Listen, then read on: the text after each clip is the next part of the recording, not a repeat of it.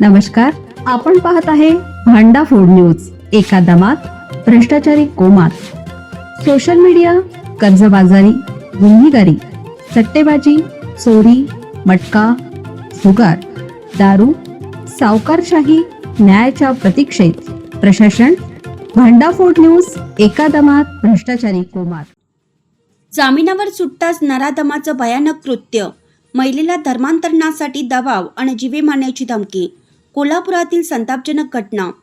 कोल्हापुरातील शिरोली पुलाची येथील एका महिला अत्याचाराची घटना ताजी असतानाच त्याच भागातील एका गुन्हेगाराने माणुसकीला काळिमा फासणारे कृत्य केलं आहे. अत्याचाराच्या गुन्ह्यात जामिनावर सुटलेल्या एका आरोपीने पीडित महिलेला पुन्हा गाठून तिचा विनयभंग केला असून तिला धर्मांतरणासाठी धमकावल्याचा धक्कादायक प्रकार समोर आला. प्रकरणी शाहूपुरी पोलिसांनी गैबी साहेब दस्तगीर लिंगरे वय वर्ष 42 राहणार शिरोली पुलाची याला बेड्या ठोकल्या आहेत.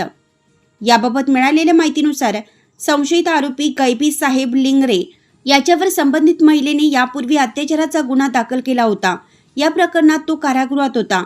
मात्र अलीकडेच तो जामिनावर बाहेर आला होता. जामिनावर सुटल्यानंतर त्यांनी पुन्हा पीडितेला त्रास देण्यास सुरुवात केली.